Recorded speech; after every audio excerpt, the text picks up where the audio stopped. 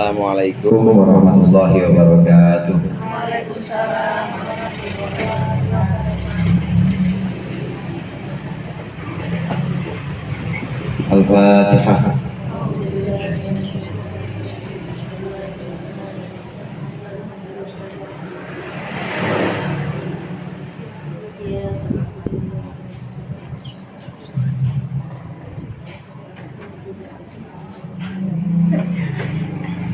Bismillahirrahmanirrahim. Alhamdulillah muallimil tullabi wa musahhilil khairi liman yata'allamu. Summa assalatu wassalamu ala nabi wa alihi wa sahbihi jayudamu. Ya Rabbana kaffir anna dunubana wa walidina wa liman huwa muslimun. Ad'uka Allahumma ilman nafi'an fi yawmina ilal hisabi yaqumu. Amin amin amin wa ya fattahu. Amin amin amin wa ya alimu. Bismillah, alhamdulillah, wassalatu wassalamu ala sayyidina Muhammadir Rasulillah wa ala alihi wa ashabihi wa man tabi'a hudahu wa jama'atah min yawmina hadha ila yawmin ba'thi wal nahdah. Amma ba'du, segenap para ibu hajjah, para ustadzah, jamaah Majlis Taklim Rabu sore Al-Hilal Khairul Anam yang dirahmati Allah, segenap hadirat yang dimuliakan oleh Allah. Alhamdulillah pada sore hari ini kita berkumpul kembali untuk melanjutkan pengajian kita. Mudah-mudahan apa yang sudah dibacakan tadi, apa yang akan kita pelajari menjadi sesuatu yang bermanfaat di dunia wal akhirah. Amin ya rabbal alamin. Pembahasan kita kitab baru, cuma belum datang kitabnya. Jadi kita mau baca, saya akan baca kitab namanya kitab Ad-Durusul Fiqhiyah, kitab pelajaran fikih yang ketiga. Ad-Durusul Fiqhiyah ini adalah kitab yang biasa dibaca oleh madrasah-madrasah, terutama madrasah-madrasah tingkat dasar yaitu ibtidaiyah. Hanya saja dia lebih lengkap dibanding Safinatun Najah karena sudah masuk pembahasan rubu'ul ibadah atau seperempatnya agama yang namanya ibadah. Itu sudah masuk sampai bab haji. Kalau kita Safinah kemarin itu terakhir di bab puasa. Terakhir di bab puasa. Zakatnya juga nggak ada dalam Safinah, tidak ada zakat. Yang ada hanya sampai puasa saja. Rukun Islam yang kita kenal ada yang pertama, apa bu rukun Islam? Jawaban syahadat. Kemudian yang kedua, mendirikan sholat. Yang ketiga, zakat atau puasa. Nah kita ambil yang ketiga yaitu puasa. Yang ketiga puasa. Nah sampai yang ketiga ini dalam Safinah dibahas.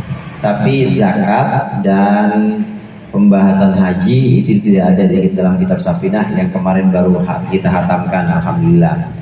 Yang akan kita baca nanti ini adalah kitab Durusul Fiqhiyah. Ini sudah lebih lengkap karena nanti mulai dari awal, bahkan sebelum toharah atau sebelum bab bersuci, wudu, kemudian mensucikan najis, itu diperkenalkan dulu hukum-hukum. Hukum itu ada 5, ada yang namanya wajib, yaitu sesuatu yang kalau kita lakukan mendapat pahala, kalau kita tinggalkan mendapat dosa. Kebalikannya wajib, ada yang namanya haram. Haram itu kalau kita lakukan mendapat dosa, kalau kita tinggalkan pahala. Kebalikannya haram itu wajib, kebalikannya wajib itu haram. Kemudian ada hukum yang namanya sunnah. Sunnah itu hukum yang kalau kita laksanakan, perkara yang kita laksanakan kita mendapat pahala, kalau kita tinggalkan tidak dosa. Kebalikan sunnah apa bu? Berarti kalau kita lakukan tidak berdosa, kita tinggalkan dapat pahala. Itu namanya apa tuh? Makruh. Kebalikannya sunnah adalah makruh. Saya ulang, sunnah itu adalah perkara yang kalau kita lakukan mendapat pahala, kalau kita tinggalkan tidak dosa, tidak apa-apa. Tidak dosa itu tidak apa-apa. Nah saya balik, kalau dilakukan tidak dosa, tapi kalau kita tinggalkan dapat pahala. Ini namanya makruh. Jadi bandingannya sunnah itu adalah makruh, bandingannya haram adalah wajib. Nah ada yang di tengah-tengah, dia tidak diganjar pahala dan juga tidak dicatat sebagai dosa, namanya mubah. Mubah ini tergantung kita niatnya. Kayak ibu minum aqua, air jauh-jauh dari gunung ini, diambilin nama ucok, ini air gunung ini ibu minum, mubah. Ini bukan sunnah, bukan juga makruh, bukan wajib, apalagi haram, bukan juga. Boleh ibu minum, boleh ibu nggak minum. Ibu minum yang nggak dapat pahala, ibu nggak minum juga nggak dapat pahala. Kecuali yang mubah-mubah ini kemudian kita niatkan untuk ibadah, ambil gelas kemudian ibu niat Bismillahirrahmanirrahim atau minimal menyebutkan nama Allah, jadi pahala minumnya. Semua perkara-perkara yang mubah, yang sifatnya ditinggalkan maupun dilakukan itu tidak ada nilai apa-apa. Tapi kalau kita barengi dengan zikir yang mubah-mubah, kalau kita barengi dengan zikir dengan nama Allah, maka itu jadi pahala semua. Tahu katen bat bu, katen bat korek kuping itu mubah, makruh, apa haram, apa sunnah bu? Mubah. Mubah. Kalau puasa iya lain hal, ini mubah. Nah kalau ibu niatnya Bismillahirrahmanirrahim, terus niat memang menjaga kebersihan, karena Islam itu suka kebersihan, maka jadilah itu perkara yang sifatnya diganjar pahala, ada pahalanya. Jadi 5 hukum ini diperkenalkan dalam kitab Ad-Durusul Fiqhiyah di awal sekali, di awal pembahasan Ad-Durusul Fiqhiyah itu dibahas. Nanti kitabnya cuma saya cari, memang belum ada yang terjemahan, ada terjemahan, tapi terjemahannya terjemahan makna pegon. Ibu tahu pegon? Nggak tahu, maknanya mana Jawa. Sini Melayu, yang Melayu nggak ada. Yang Melayu nggak ada, yang Indonesianya juga belum ketemu saya. Yang Indonesia, jadi ada kitab yang polos aja. Yang polos belum ada artinya. Nanti bisa ibu artiin di bawahnya itu. Bisa ditulisin biar ada kerjaannya. Biar nggak nganggur. Iya, pakai pulpen yang terjemahan drawing pen itu, cari ibu yang paling kecil yang 0,1. 0,1 itu halus banget, itu buat ngertiin enak. Jadi belum ada artinya, belum ada arti pegonnya. Kalau ibu mau yang pegon ada, yang bahasa Jawa artinya itu banyak kalau yang bahasa Jawa. Tapi kalau kebanyakan itu yang kosong atau ya terjemah Indonesia juga saya belum ketemu terjemah Indonesia. Nah pada kesempatan kali ini saya akan baca muqaddimahnya saja, akan saya baca pembukaannya saja. Tadi saya sampaikan bahwa ini disebut dengan rukun ibadah. Ini saya ambil dari perkataan pengarang di sini. Bismillahirrahmanirrahim. Qala al-musannif rahimahullah wa nafa'ana bihi wa bi ulumihi wa bi barakatihi fid dharain amin. Alhamdulillahilladzi faqaha man arada lahul khaira fid din. Segala puji bagi Allah yang telah memberikan pemahaman kepada orang yang Allah menghendaki kebaikan pada orang tersebut, pemahaman agama. Wa hadahu fi sabili wa hadahu sabilal muhtadin, dan Maha Suci Allah yang sudah menunjukkan kepadanya jalan orang-orang yang mendapat petunjuk. Wassalatu wassalamu ala sayyidil mursalin, dan salawat serta salam semoga tetap atas junjungan kita, junjungan seluruh para rasul atau pemimpin para rasul, wa imamil muttaqin, dan pemimpinnya orang-orang bertakwa, Sayyidina Muhammadin, yaitu pemimpin kami, pemimpin kita Nabi Muhammad, wa alihi, dan keluarga Nabi Muhammad, wa ashabihi, dan sahabat-sahabat Nabi Muhammad, wa tabi'ina, dan orang-orang yang mengikuti para sahabat dan mengikuti keluarga-keluarga Nabi Muhammad sallallahu alaihi wasallam. Ini pembukaan. Setiap pengarang Bu, ini pasti membuka kitabnya dengan Bismillahirrahmanirrahim, dengan nama Allah yang Maha Pengasih lagi Maha Penyayang. Bismillah itu artinya dengan nama Allah. Dengan nama Allah kita, dengan nama Allah pengarang atau aku pengarangnya ini, dengan nama Allah aku memulai menulis kitab. Begitu juga Ibu, Bismillah dengan nama Allah aku minum ini air. Bismillah dengan nama Allah aku makan makanan ini. Bismillah dengan nama Allah aku pergi ke pasar misalnya, aku pergi ke warung, semua dengan Bismillah.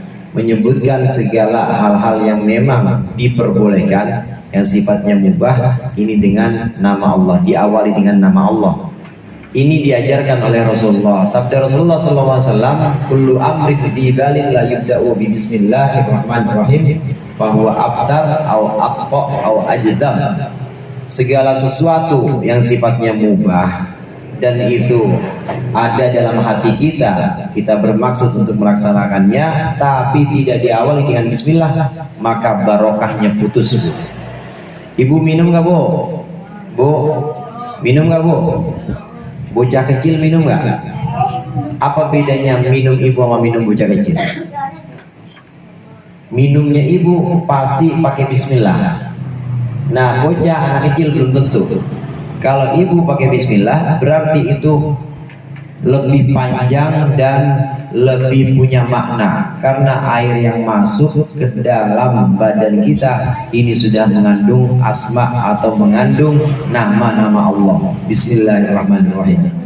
Itu air sampai ke dalam tubuh kita, terus nanti kita pakai buat ibadah. Biasanya makanan-makanan yang masuk ke dalam tubuh kita, minuman-minuman yang masuk ke dalam tubuh kita, kalau kita barengi makanan dan minuman itu dengan Bismillahirrahmanirrahim, itu kalau buat dipakai ibadah gampang. Amin. Dipakai buat ngaji, sehari ngaji 5 kali juga gampang. Seminggu ngaji 8 kali juga oke-oke aja. Karena makanannya pakai bismillah semua. Dalam sebuah pembahasan kitab, diantaranya kitab syarah dari Ihya Ulumuddin, yaitu kitab Ibhabus Sadatil Muttaqin.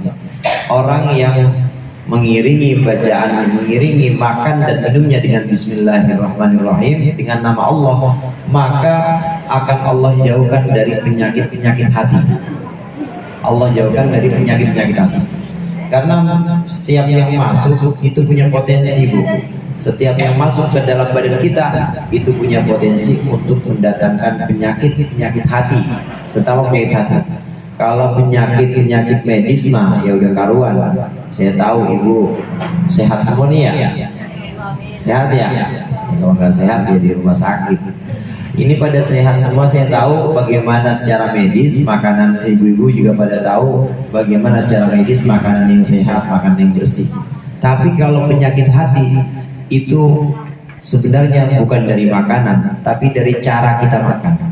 Kalau cara kita makan Bismillahirrahmanirrahim, semuanya kita iringi dengan nama Allah saya makan, dengan nama Allah saya minum, maka penyakit-penyakit hati yang datang mulai saat makanan itu kita telan atau minuman itu kita teguk, itu insya Allah akan dihindarkan.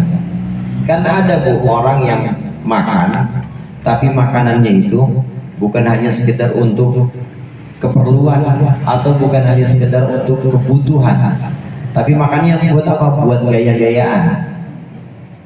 Ada orang yang makannya buat gaya-gayaan. Sebenarnya mah dia udah kenyang, sebenarnya mah dia udah cukup buat ngaji cukup, itu makanan buat ibadah juga cukup, tapi gaya pengen update status, jadinya pamer. Nih gue mau udah nyobain nih yang namanya singkong apa? Singkong Thailand, ada singkong Afrika lain lagi. Nih gue mah udah nyobain yang namanya dimsum jahanam misalnya.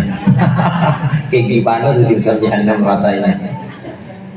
Yang seperti itu ya penyakit-penyakit yang nanti bisa ditimbulkan seperti pamer, kemudian merasa paling atau merasa lebih dibanding yang lain. Ini bisa dihindarkan kalau makanan dan minuman kita dibarengi dengan Bismillahirrahmanirrahim.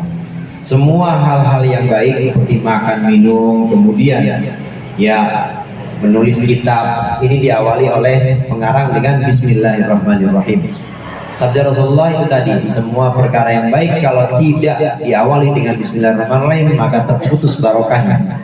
Kalau kita awali dengan Bismillah maka barokahnya ngalir terus, barokahnya itu akan terus. Itu bedanya minumnya kita sama minumnya bocah yang belum bisa baca Bismillah.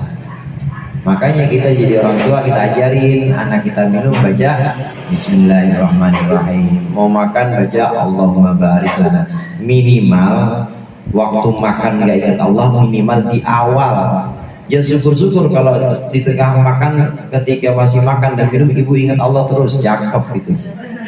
Ingat Allah terus itu berarti memahami dan memikirkan ini makanan yang ngasih ini Allah, yang menghadirkan ini Allah. Kan nggak mungkin ibu nanem apa tuh, kue apa itu, kuenya kue itu dorayaki, kan nggak mungkin ibu nyiangin apa singkong kemudian jadi tepung tapioka sendiri. Kan ada orang yang menghadirkan itu, banyak orang yang menghadirkan itu atau yang mewujudkan makanan itu terlibat. Ada orang yang nanam singkong, ada orang yang jualan telurnya, ada orang yang jualan plastiknya, itu semua melibatkan banyak orang. Dan kita diajarkan untuk mensyukuri itu sambil merenungkan nikmat-nikmat Allah. Makan enak banget rasanya lidah ini, nggak ada sariawannya. Ini gigi juga masih enak buat ngunyah, belum ada. Mendingan masih bolong, masih ada. Coba kalau udah metik, tahu metik bu?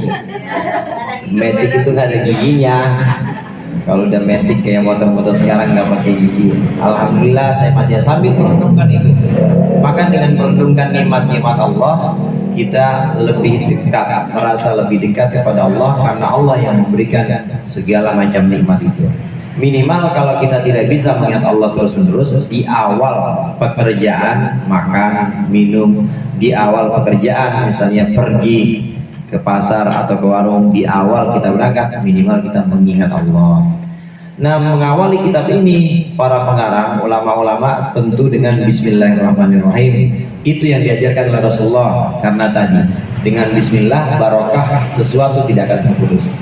Yang kedua, ibu-ibu jamaah rahimakumullah, memulai Bismillahirrahmanirrahim ini juga ajaran atau sesuatu yang memang Allah ajarkan dalam kitabnya. Al-Quran surat pertamanya apa bu? Surat pertama tuh di Quran, di mushaf, apa tuh urutannya? Yang pertama yang ibu buka halaman pertama biasanya apa? Al-Fatihah. Al-Fatihah ayat pertamanya apa bu? Bismillahirrahmanirrahim. Itu adalah ajaran yang Allah ajarkan kepada Nabi Muhammad. Allah ajarkan kepada kita memulai tulisan atau memulai pembukaan itu dengan Bismillahirrahmanirrahim. Semua ini mengikuti susunan dari Al-Quran, yaitu awal dari Al-Fatihah atau pembukaan itu adalah Bismillahirrahmanirrahim. Kemudian di sini ada lafaz Ar-Rahman, ada lafaz Ar-Rahim. Ini bagian dari asma atau nama-nama Allah. Nama-nama Allah yang kita terkenal dengan Asmaul Husna, itu nama-nama yang indah. Ulama ini sudah menghitung, kemudian sudah mengelompokkannya dan sepakat bahwa yang di Al-Quran itu jumlahnya 99. Walaupun sebenarnya sifat Allah nggak terbatas 99, tapi yang ada di Al-Quran itu 99. Apa enggak bu? Ya Rahman, Ya Rahim, Ya Malik, Ya Qudus, Ya Salam, Ya Mu'min, Ya Muhaimin, Ya Aziz, Ya Jabbar, Ya Mutakabbir, Ya Khaliq, Ya Bari, Ya Musawwir, Ya Ghaffar, Ya Qahhar, Ya Wahhab, Ya Razzaq, Ya Fattah, Ya Alim, Ya Qabidu, Ya Basitu, Ya Khafidu, Ya Rafi, Ya Muiz, Ya Mudir, Ya Sami, Ya Basir, Ya Hakamu, Ya Adlu, Ya Latifu, Ya Khabir, Ya Harim, Ya Adim, Ya Ghafur, Ya Syakur, Ya Ali, Ya Kabir, Ya Halim, Ya Adim, Ya Ghafur, Ya Syakur, Ya Ali. Bolak-balik situ lagi saya. Ya pokoknya 99 itu memang yang ada dalam Al-Quran itu oleh ulama kemudian dikumpulkan jadi Asmaul Husna. Ar-Rahman Ar-Rahim termasuk Asmaul Husna. Semuanya dari kata-kata rahima yarhamu rahmatan, artinya rahmat. Ibu tahu rahmat Bu? Ada ponakan ibu namanya Rahmat. Apa ipar namanya Haji Rahmat.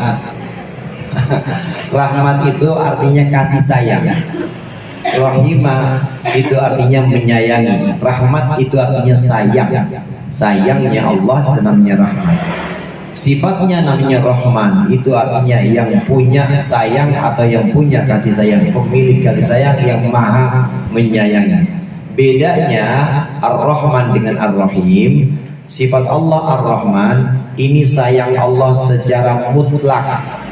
Allah punya sifat Rahman karena sayangnya Allah itu tidak pilih kasih.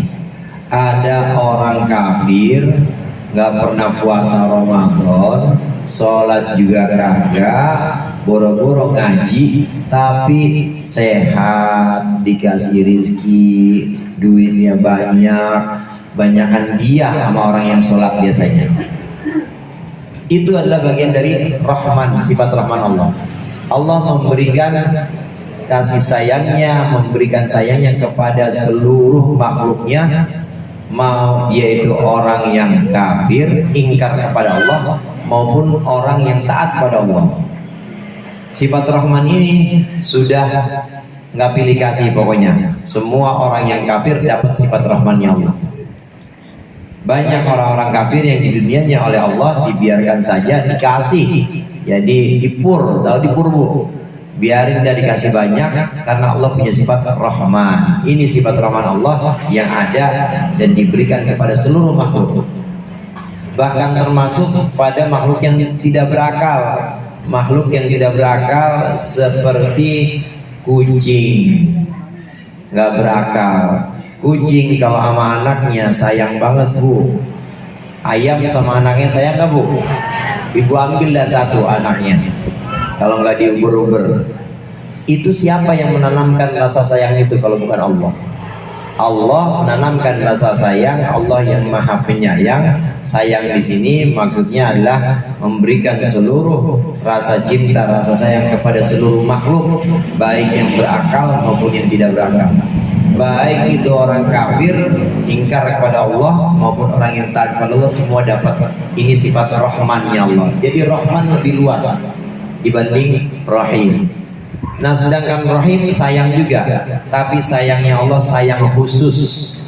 Sayangnya Allah adalah sayang yang sifatnya istimewa, hanya untuk hamba-hamba Allah yang beriman saja.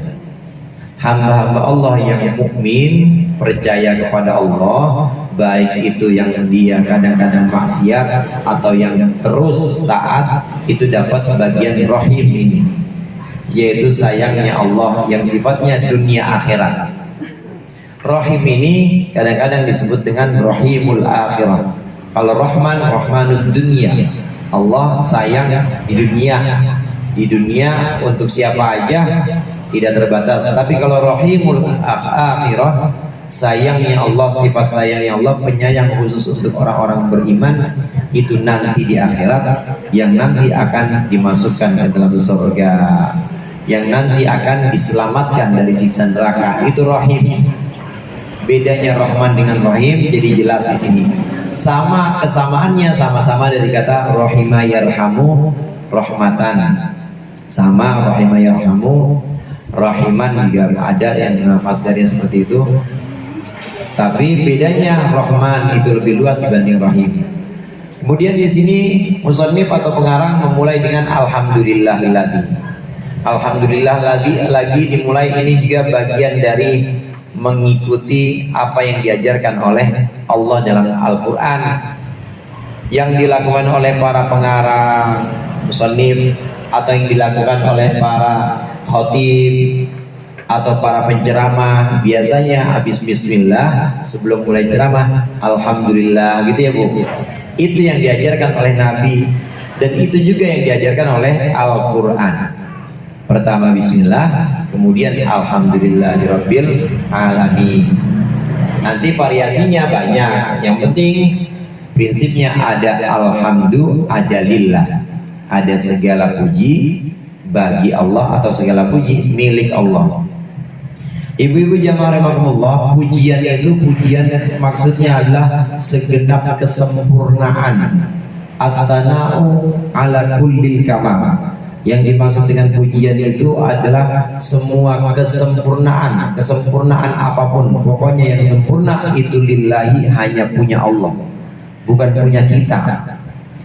Kesempurnaan ini dibagi menjadi dua paling tidak. Yang pertama ada yang qadim, ada yang hadis. Kesempurnaan yang qadim, kesempurnaan Allah yang sifatnya qadim itu sifat-sifat Allah. Sifat-sifat Allah seperti mukhalafatul lil hawadis, sifat Allah seperti wahdaniyah, Allah esa. Allah sendirian, nggak punya teman. Kalau punya teman namanya bukan Tuhan. Ya orang dia masih minta tolong sama temennya, temenin dong gua kesepian misalnya. Temenin dong, kayaknya iseng banget sendirian. Ibu pernah ngerasain gitu nggak, Bu? Bu, enak nggak sendirian, Bu? Gak enak, karena yang namanya makhluk itu pasti butuh teman. Tapi Khalik gak butuh. Allah itu esa dan Allah sendiri dalam keagungan yang gak punya teman. Ya memang satu-satunya, karena Allah berbeda dengan makhluknya. Yang masih butuh teman berarti bukan Tuhan, Allah sendiri. Sifat-sifat seperti wahdaniyah, Allah yang esa, kemudian sifat Rahman tadi, kemudian berbeda dengan makhluk, qiyamuhu binafsihi, berdiri sendiri. Ini adalah sifat sempurna yang sifatnya qadim. Sejak dulu itu adalah kesempurnaan, dan itu kita meyakini dan kita memuji Allah dengan segala sifat kesempurnaan. Makhluk sekuat apapun, Bu, kalau masih makhluk, sekuat apapun itu pasti nggak bisa berdiri sendiri. Carilah orang paling kuat.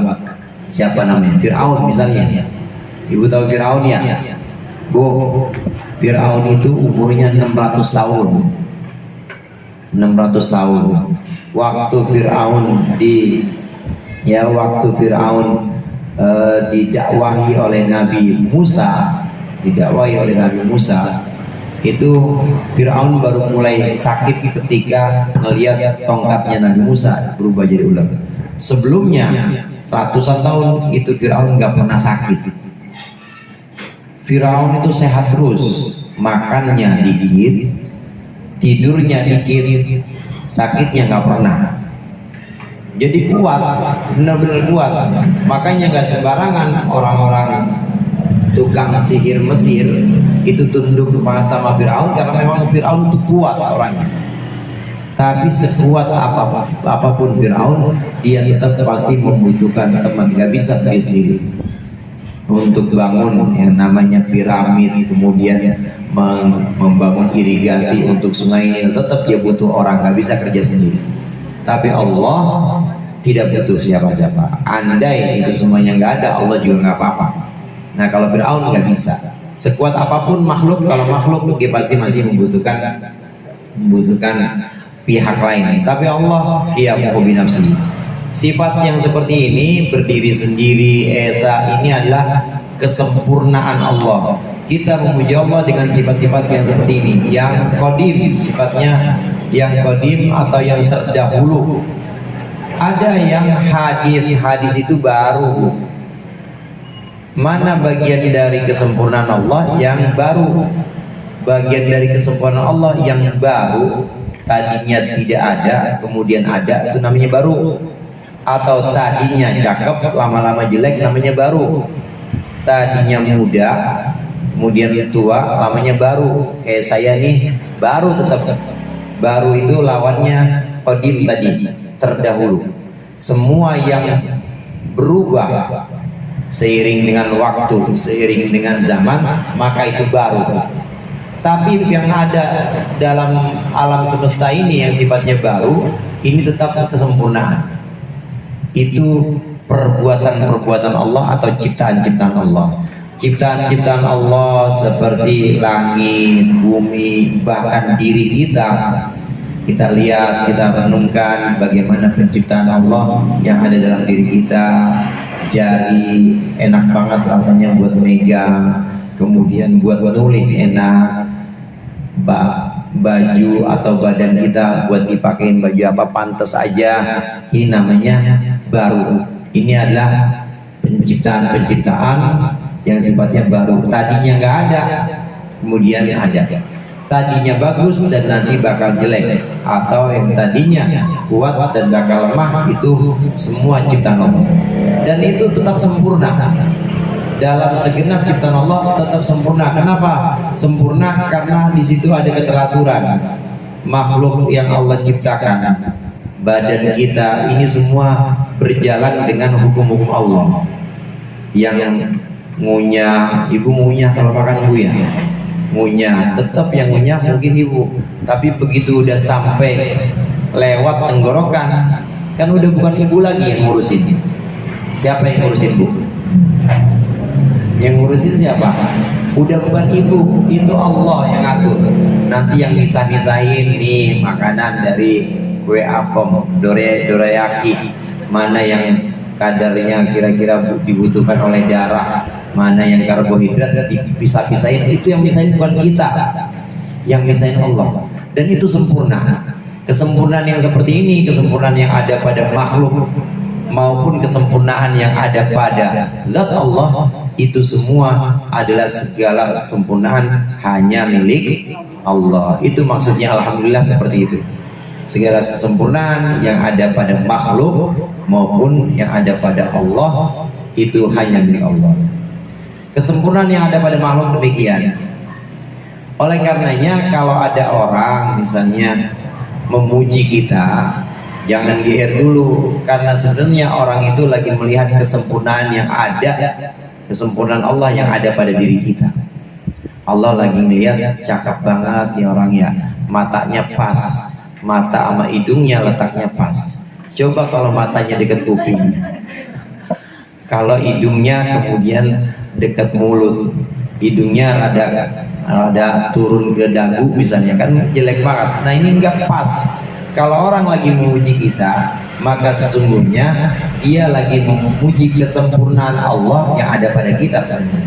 Jadi jangan semua yang ada pada makhluknya kemudian terlontar pujian, itu sebenarnya adalah pujian lillah, pujian milik Allah. Maka di awal ini alhamdulillah, segala puji bagi Allah. Nah kemudian selesai mengucapkan bismillah, selesai mengucapkan hamdalah, alhamdulillah, para pengarang, ulama-ulama, musannifin yang mengarang kitab itu biasanya melanjutkan dengan sholawat dan salam. Wassalatu wassalamu ala sayyidil mursalin sayyidina Muhammadin. Salawat dan salam semoga tetap Allah limpahkan kepada pemimpin para nabi yaitu Nabi Muhammad, pemimpin orang-orang muttaqin yaitu Nabi Muhammad.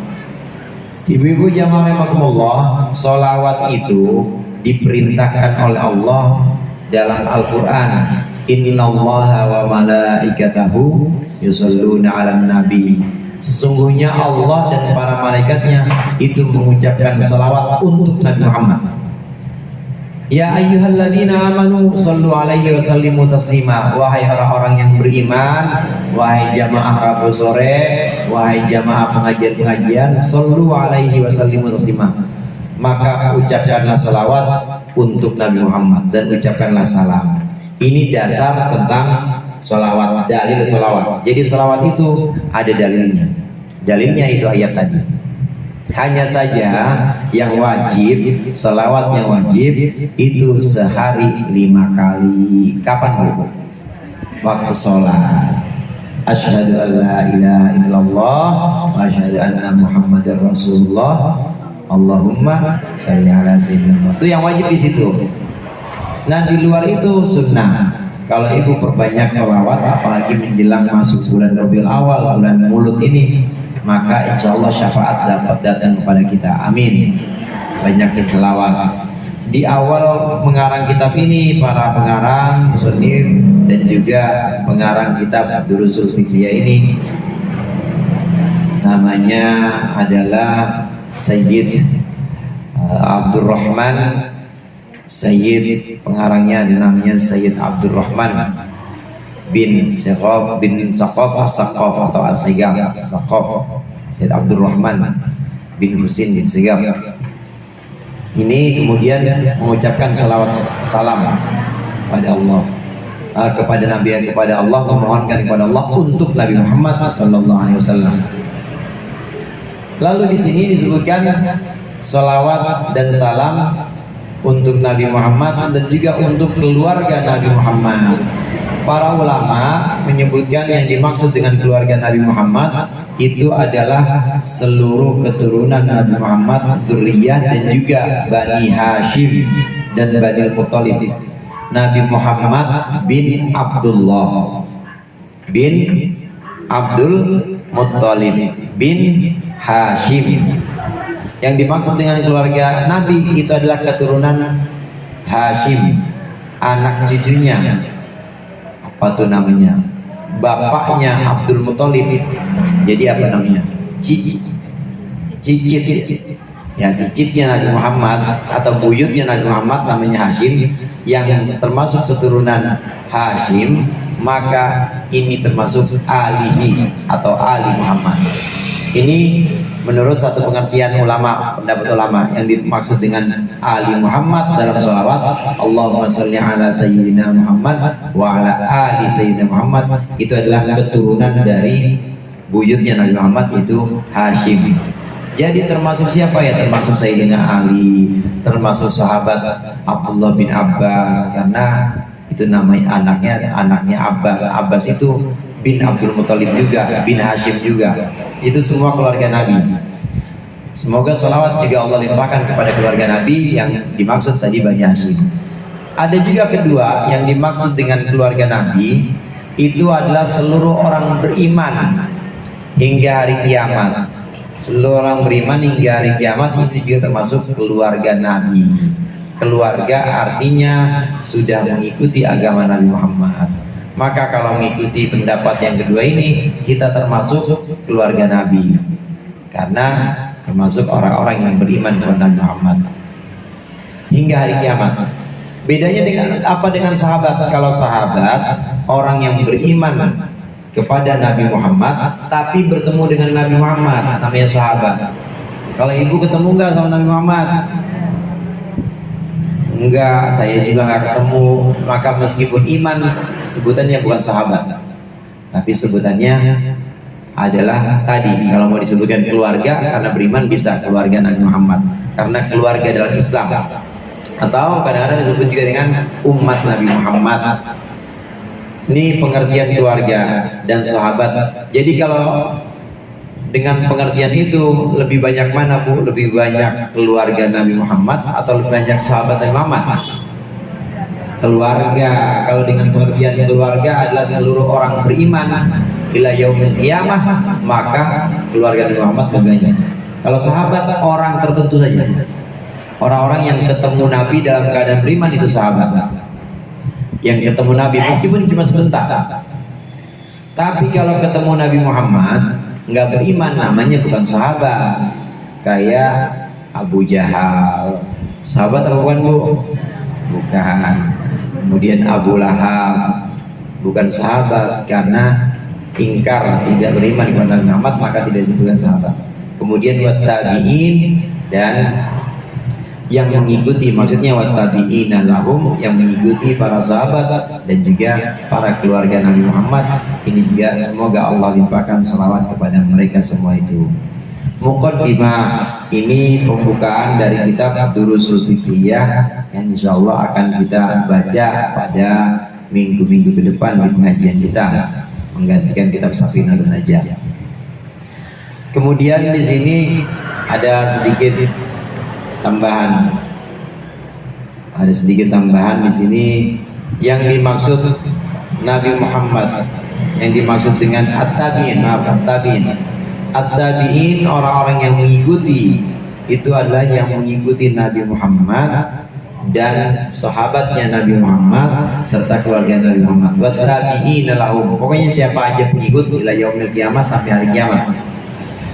Dengan demikian ada yang namanya jamaah, ada yang namanya perkumpulan. Jadi nggak boleh sendiri-sendiri, tapi tetap mengikuti. Tabi'in ini adalah sekelompok orang. Kalau dalam pengertian umum, tabi'in orang yang mengikuti. Orang yang mengikuti Nabi Muhammad, mengikuti para sahabat, ini disebut dengan at-tabi'in. Tabi'in ini ada, tabi'in dalam arti umum, pengikut Nabi Muhammad ini ada yang sifatnya orang-orang umum, awam yang ya kadang-kadang kepleset juga maksiat. Ada juga yang tingkatnya khusus. Tingkatnya khusus itu artinya yang taat, memang benar-benar kualitas keimanannya itu sangat baik. Nah, semua dapat doa dari musannif, semuanya dapat doa dari pengarang. Semoga salawat dan salam Allah limpahkan kepada Nabi Muhammad, para keluarganya, sahabat dan juga pengikut Nabi Muhammad tanpa terkecuali. Meskipun pengikutnya itu yang cuma ikut-ikutan sholat Idul Fitri doang, yang ikut-ikutan takbiran doang, puasa yang kagak, tetap didoain oleh musannif. Dari sini bisa kita ambil pelajaran bahwa doa itu kita boleh mendoakan orang-orang mukmin secara umum. Orang-orang mukmin secara umum ini kita doakan. Contoh yang sering kita dengarkan, Allahumma gfir lil muslimin wal muslimat wal mu'minin wal mu'minat. Itu umum.